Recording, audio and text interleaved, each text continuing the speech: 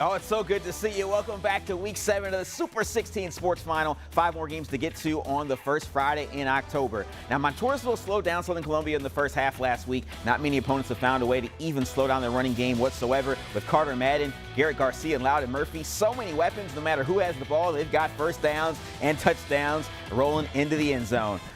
First, they got to celebrate that 2002 state title team that beat Rochester 31-6. They will be proud of this game, but not this play. Central Columbia starting fast. Aiden Huntington, a 62-yard touchdown.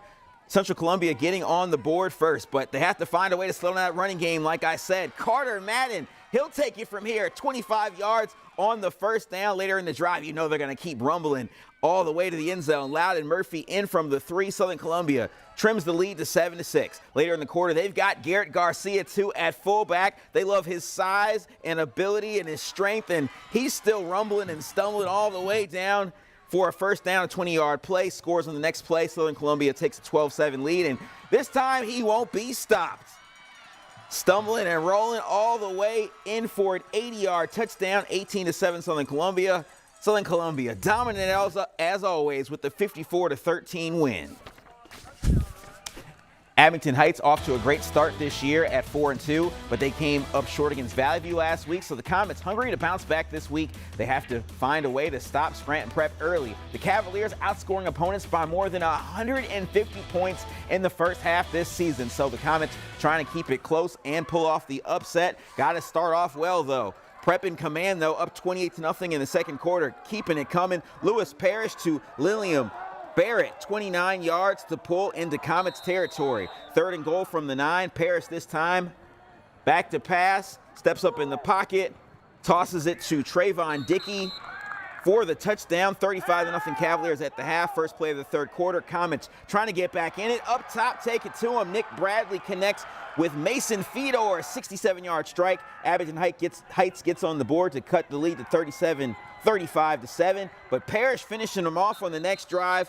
Quentin Palermo, 50-21. Prep in control of this one, and Jim Coles has more on how they pulled off the 50-21 win.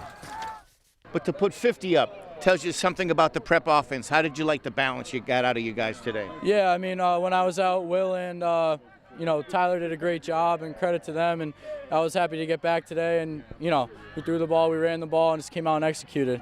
You lose to DV, how have you responded?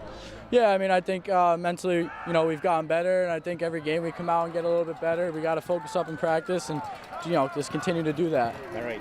Good luck the rest of the way. Did some things on offense. What was it like on defense trying to contain a guy like Bradley? 35-0, and yet first play of the second half, he shows you what he can do. I mean, he has a really strong arm. I mean, we game planned for him all week. We put in a lot of pass sets, and I think we did a pretty good job in the first half. Second half, we came out a little shaky, but I think overall we did a pretty good job. Prep moving along. Our number 14 team in the countdown improves to another good win against Abington Heights. Jim Coles, Newswatch 16 Sports from Dunmore. Good to see you as always, Jim. Dunmore comes in with a 4-2 record, trying to avoid a trap game against a 1-5 Lakeland team. Lakeland stopped on 4th and 1 to start the game, and they had a rough time from there, especially when you got to deal with this man. Second half, Dunmore up 42-0. Danny Piga gets the handoff, down to the 40-yard line. He had a 90-yard interception return earlier in the game. A few plays later, Piga with the carry, shedding up host of defenders. A move right there. Makes his way outside, finally in for the touchdown to make it 48-0 Dunmore. Lakeland would get the ball right here. David Nanowitz fires it to R.J. Smith, who makes the catch, gets the first down. Lakeland would get on the board. Caden Cuzzo with the touchdown on the ground right here. Dunmore still on top, 48-7. Dunmore dominant with the 55-7 win.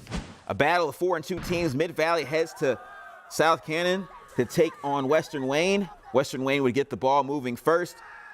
Frankie LaShawn rolls out, zips it in for James Jimmets, who gets some yards after the catch. That's how you do it. Finally brought down inside the Mid-Valley 20-yard line. A couple plays later, Sean Owens, the jet sweep to him. Owens gets the edge and has the end zone. Western Wayne goes on top, 7-0. Still 7-0 Western Wayne. Mid-Valley going forward on 4th and 2. That's what you have to do if you want to win. It's the pitch to Jacob Jesher, who gets the first down, and that's plenty more. In the open, in the clear, and in the end zone, a 50-yard touchdown. Mid-Valley would tie the game up at 7. It's still tied at 7. Western Wayne on 3rd down. Tip drill. Two Mid-Valley defenders tip it, and Western Wayne's Hayden Muddrake would pull it down. A fortuitous first down. Western Wayne would go on to win it 28-13. Stroudsburg facing Dieruff out of Allentown. Got to show some love to the band at Stroudsburg. Second quarter, 7-0 Stroudsburg. Jackson Mitchell up top, take it to him to Kevin Polina. A 31-yard touchdown, 14-0 Stroudsburg. Third quarter, same score.